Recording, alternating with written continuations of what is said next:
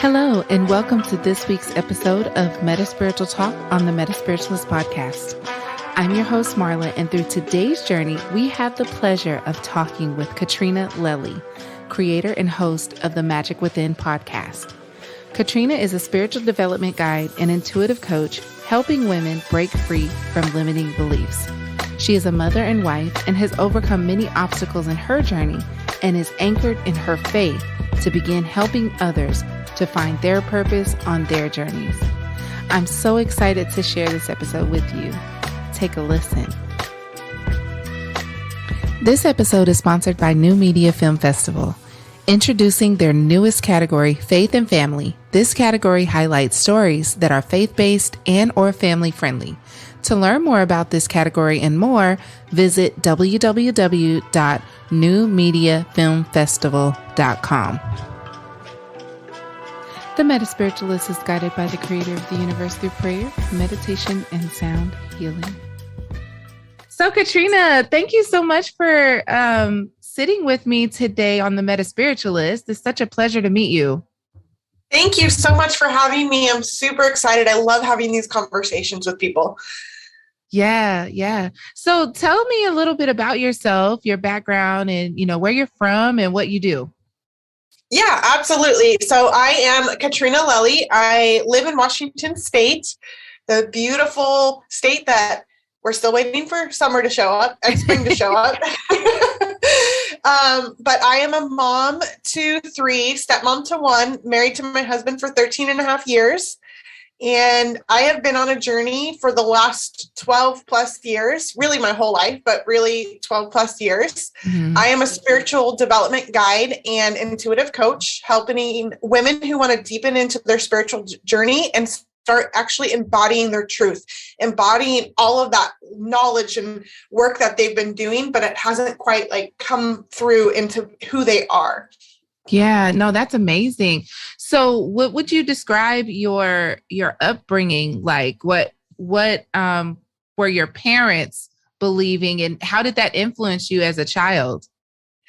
Yeah, so my parents grew up going to the Catholic Church, but in my home, we didn't attend church by that time. There was no religion talk. There was no spirituality talk. I always knew and believed that there was a God, and I believed he lived up in the sky, and, he was there. I would talk to him as a child. I would even talk to my grandpa after he passed away, mm-hmm. and just had that belief, knowing that there were these beautiful, magical things that we're not able to see in the real world, right? So always having that belief in God, but I always thought he was so out of reach. He's somebody who watches over you, and he's someone who kind of punishes you, and you're not doing things right. But there wasn't a lot of foundation when it came to anything with believing in a power greater than myself. Mm-hmm. And so I kind of had to, I didn't really was not at the forefront of my life until I actually stepped into recovery from alcoholism. And that's when I found God again in a new way. I had attended youth group churches with friends of mine, and I always had that feeling don't impress your beliefs on me. Don't tell me what to believe. It just didn't feel good. It didn't feel right. And because there felt there was a lot of shaming, you have to do this, you have to do that, this is wrong, this is right, this is mm-hmm. All of those things. And I was that person, don't tell me what to believe, because if you tell me what to believe, I'm going to just be see ya, I'm out. Right. So, okay, so you suffered from, you mentioned you just suffered from alcoholism. What led you into that? And do you think that your a spiritual awakening came from healing in that? Yeah, it definitely did. And I've been it's interesting you bring up spiritual awakening, because I've been having this conversation with people. Do we just have one awakening, or are there different awakenings that we have? Yeah. And my first awakening definitely was when I went to outpatient or inpatient treatment for alcoholism. I went and spent 28 days at a recovery center. Mm-hmm. And I had been a mess. Like there's alcoholism, there's addiction that runs through my family. And I turned to that. People were my first addiction. And then, alcoholism turned into that next addiction. And I was very progressive, very quickly into my disease. I was a very good girl growing up. And like, I didn't touch it until really 19. And that's because I was involved with a boyfriend who was involved in partying, and he was in a band, and like, it was the cool thing to do. And I really just wanted to fit in. But by the time I had made it and was going into a treatment center, like it was an everyday thing. I had lost hope. I really was just, I couldn't not drink. And it was the solution to all of my problems. And when I finally surrendered and entered into the program, there was a moment I was having a really, really hard day. And I ran out of my little group meeting that we were in. I was very upset, and I went down. There was this creek that they had running in the back. And I went down and I was just praying, and I was just like, God, just show me something. Like, tell me that this is not always going to be this way. And I looked down, and there was this heart rock below me. And to me, that was like my burning bush moment. Like that was the sign from God. And I picked it up and I carried it with me for many, many years. Like I just knew that I wasn't in it alone, and that I was going to be taken care of. And thankfully, I haven't had to turn to a drug or a drink ever since. And that was 12 years ago. Wow. You said something that I want you to kind of unpack for our listeners. Before alcoholism, you were addicted to people. What does that mean? Yes. So I was a very, very good codependent. Being the child growing up in an alcoholic home, I was also the child that got in the middle of like all of my parents' fights. I thought it was up to me to like make things better. And I always hung out with the adults. That's who I preferred. And so anytime my parents would go out, like to a friend's house, I would want to go with them over like hanging out with my friends. But I also like really put my value and my worth in the people that were in my life. Like I had to have more people, because if I had more people, that meant that I was good enough. And I was an observer like of people, and I still am. Like this is part of one of my gifts, is like I'm very intuitive. I can see through people's BS. I can see through their beauty as well. And I had been, and I was in relationships with guys since the age of 15. And I went from relationship to relationship because I thought in them, like, if I have somebody there, then I'm enough. Then I might be loved. Then maybe somebody would listen. I mean, it was pretty bad. Like I had a relationship for about 5 years, and for a long time, I had a hard time, like him going and doing things without me. Like it was hard. Like we were together every day, and I was obsessed with like, you can't leave me. Don't leave me. There was that fear of abandonment because my dad had left when I was 14 years old, and my parents had separated, and I was that fear of abandonment. But like I had to be involved in everything. And I thought of that I had to be the fixer of everything in my family's problems. When my dad left when I was 14, I became the adult in the house. My brother turned to drugs. My mom turned to drinking and relationships. And I thought I had to be the adult who took care of everything. Wow. And so that you grew just up pretty follows fast. me. Yeah, I grew up really fast. Man. So, okay, you've healed from all that. You're in a beautiful relationship. You have a family. When did you start your spiritual practice, like of helping other people? Yeah, so a few years ago, my husband and I got involved in some personal development work with a particular company. And they have different levels, different stages that you go through. You graduate, you can go on to the next stage if you want to. And I remember in the second level, I was in California. We'd had a really powerful day. And that's when I got my first inclination. Like, I know that I'm meant to do this work. I know that I'm meant to help people. And I went up to one of the facilitators and said, this is the work that I want to do. I want to come work for you. This is what I want to do. And they just were like, okay, continue on, go through the stuff, and then we'll talk when you're done. And I didn't end up working for them, but I did end up getting my first life coaching certification with them. I took that and I went through that. And by the time I was done, I still didn't feel very confident in myself. My confidence and my belief in myself was still really low. Mm-hmm. My self-esteem was like, could I really, really do this? And I've always had a search for more. It's that ism piece, that in search for more. And so I kept just kind of following the path. I got involved in some network marketing, and that's actually what led me to my next coach, who she was offering a coaching certification. And I was like, I'm not so sure because I've been through this. What makes this different? And I ended up enrolling in that coaching certification. That was in 2019. I had started my own podcast. I was working with her, enrolled in her coaching certification. And she brought on another woman who was, at the time I didn't know, very much in a spiritual journey herself, like a really deeper spiritual journey. And like my journey continued. I always was in that search. I was always like looking how I could cultivate my relationship with God. My husband and I joined a church in 2015, and we found some really beautiful relationships there. I really resonated with the preacher, and like he allowed me to ask all my questions because I had a lot of questions. And after going through that second certification, I finally felt like, oh my gosh, I can do this. Like I can do this. And so I opened my practice in 2020. During the pandemic. Oh, wow.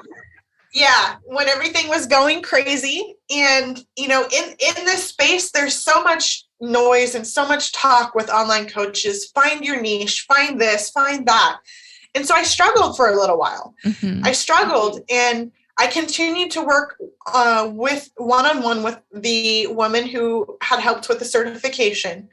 And she helped me find my feminine side because I operated very much in my masculine side, like survival, all of that. And there was a lot of resistance to it at first, right? There's, like if you're used to operating in one side, you're definitely, and it's usually the masculine, you're going to be resistant to that feminine side.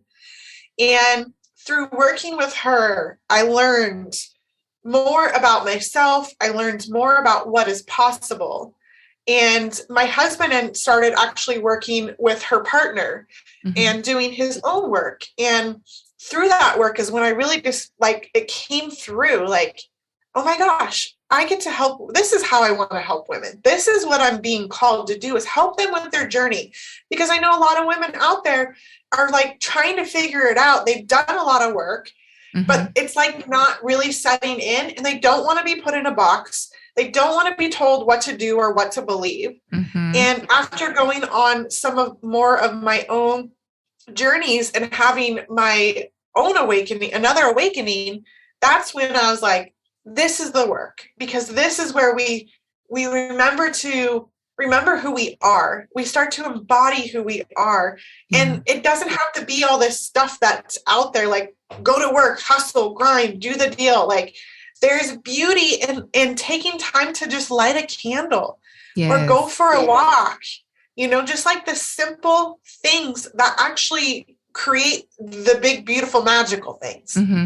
I'm so glad that you brought up the divine feminine, because that's been something that I've been working on personally. And I really feel like I tapped into it in 2019. I think a lot of people in the collective has really experienced a collective awakening, because it's almost as if everyone that I've been speaking to had an aha moment or a life-changing event that propelled them onto some form of spiritual path that is not necessarily non-traditional, but it's different from what they were used to, and the divine feminine for me is really learning how to operate in the flow. I don't need to be hustling and grinding anymore. Get out of survival mode, Yeah. It's so much easier when you're in the flow, and we don't always feel like we're in the flow, but if you can trust in that the universe is working in your favor, and that there are outside forces who want you to succeed, who want you to be happy, who want you to laugh and to play, and that and that are going to help take care of you. It really is so much simpler, but it's a hurdle to really get there, because we're used to being in control. We're used to surviving, and our nervous system is all messed up from it. So when I see, people out there who are like, well, just change your mindset, just positive thinking, like all of the things, that's great. But that's simple. It's a small slice. You've got to really bring it down into your body, heal yourself from within, because the energetics in your body have been screwed up for so long. Yeah. And it takes time to bring that back together. So you mentioned that you and your husband attend church. What type of church is it? Is it a Christian church, or what is the belief system there? It was a Christian Lutheran church, evangelical. Yeah. And we actually left that church in 2021 is when we officially moved away from it, because our beliefs no longer matched. And there was a lot of stuff that happened and went down within the church that were really heartbreaking. But when we felt like we were the outsiders because we believed things around the pandemic, specifically a different way than the leaders did, we were like, okay, it's time. Our chapter here is done. That's amazing. So now are you attending a church? Like, do you congregate with other believers, or is it something that you and your husband now are at home, and your home is your church? Like you commune with each other and your children? Yeah, our home is our church, and some relationships that we've built have helped us experience church and our spiritual journey in a different way. Our spiritual cup is getting filled differently. We're open to finding a new church, but it's been so weird. Like, I'm a person who needs to go and experience, and I can watch somebody on YouTube, but it's still not the same. You want to know what the relationships, what the container is like. We're open to that, but we're still a little cautious about it, and my husband, especially, because he's had issues with church for a really long time, and our cups are being filled. We're looking for more so for community and to definitely learn, but more so for community. Yeah, no, that's amazing. So how has this phase of your life influenced your outlook on life? You mentioned having another spiritual awakening. Where do you feel you are in your spiritual journey at this time? I realize that I'm still a baby, right? As soon as I think I know, I realize I don't know. There's not a lot that I know. Yeah. And there is so much out there, right, to learn. And it would be very easy to get back into the consumption mode. Let me consume all the things instead of practicing the things. Oh. And I am still a baby, but my outlook and the belief and love I have for myself, because it has to start with ourselves. We have to do the work for ourselves and cultivate the relationship with our own connection before we get to go out and start teaching others or sharing it. We can share it along the way, but if we're bringing somebody into the container, we've got to be holding that space for ourselves. And so my world is just being really opened up into beautiful opportunities, really being guided into what's next for me, looking for relationships to deepen in. And I see more possibility now than I ever have. And that victim mindset, that struggle mindset, it still shows up, but it's not as often or as harsh as it used to be. And really just like stepping more into my power, into my gifts, into my truth, and being able to share that. And it's created some really beautiful containers and like just beautiful people coming into my life. Mm-hmm. No, I like that. I really do. It's been interesting because I feel that, our spiritual paths cross for a specific reason, and then we get what we need, and then we go along, and then some people, they come along with us, and then there's people who don't, you know. So, okay, your podcast, let's talk about it. What is your podcast, and how can people tune in?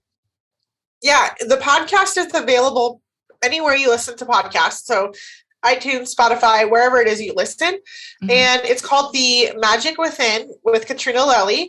And it's really about bringing people on to share their own stories who have had a transformation, who have had a change.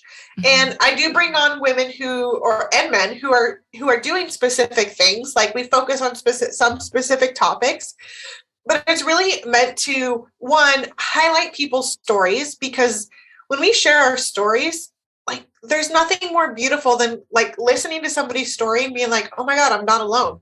Yeah. Oh, they get it. They get me. Oh my gosh. Okay. So maybe I can go do that thing. Mm-hmm. And then just helpful tips, helpful conversations that will help, either inspire, motivate, or just empower you to start taking action in a different way in your own life. Mm-hmm. That's one of the reasons why I started the MetaSpiritualist. And we'll talk about it another time, but I think that it's important for us to be able to share our stories. So what you're doing is amazing to provide that platform for other people. Yeah. And I just love it. Like, I get to meet some of the most fascinating people. It's one of the things that is just so near and dear to my heart. Yeah. Yeah, no, that's good.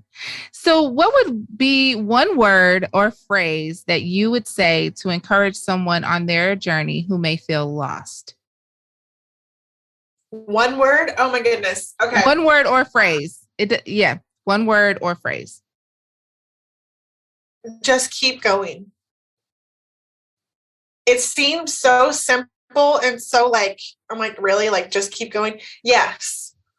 Because if you just keep going, you're being guided and directed at all times. Mm-hmm. And trust your own path.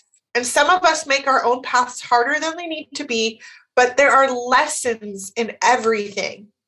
If we're looking for the lessons instead of like, that was worthless. Like, that didn't help me. Like, what was the point of that? That was so hard. Like, if you open your mind to what am I here to learn from this experience, you have a different outlook. It releases that attachment. It releases that hardship. It releases that prison-like feeling. Mm-hmm. But if you just keep going, like, you trust, keep showing up, keep going. And I promise you, things will start to unfold.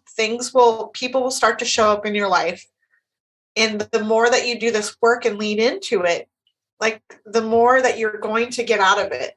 You're here for a purpose. You're here for a reason. Mm-hmm. I love it. So how can everyone find you? You mentioned your podcast. Is there what other channels do you currently are on? Yeah, so I definitely hang out over on Instagram at Katrina A. Lelli.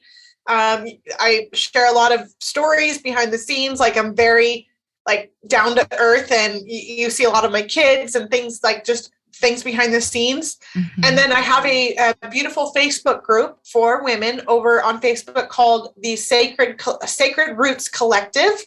That's a playoff of my coaching program. And I'm kind of like feeling into revamping like what I share in there, how much I share, but there's a beautiful community of women in there who are like-hearted on the same kind of path, finding their way and looking for that community. So that's the Sacred Roots Collective over on Facebook. Oh, I'm going to go over and join. I love groups. I'm in so many groups. It's crazy. Yeah. I've had to take some inventory every now and again. I'll go through and okay, this one's no longer, okay, I'll stay with this one. Yeah, I have to do that too, but I definitely would come over to the Sacred Roots Collective. That sounds like fun. I love that. Yeah. Well, thank you so much, Katrina. It's such a pleasure to meet you. And I look forward to speaking with you on The Magic Within. Yes, I'm so excited. Thank you so much for having me. I appreciate what you do. And just for the opportunity to be here and share with your audience. Thank you. Thank you all for tuning into this week's episode on the MetaSpiritualist Podcast. We hope that this episode provides you with clarity, guidance, and comfort on your spiritual path or faith walk. To dial into our frequency, please be sure to follow us on Facebook at The MetaSpiritualist, Twitter at MetaSpirit21, and of course on all of your favorite podcasting apps. Don't forget to visit our brand new website at www.themetaspiritualist.com. Right on the homepage, you can listen to the podcast, learn more about our platform, and soon we will have a spiritual shop for all of your metaphysical and spiritual needs. If you haven't done so already, subscribe to our newsletter. If you would like to appear as a guest on the MetaSpiritualist, feel free to message us at metaspiritualist@gmail.com. Until next time, we hope that you are in peace, harmony, love, and abundance.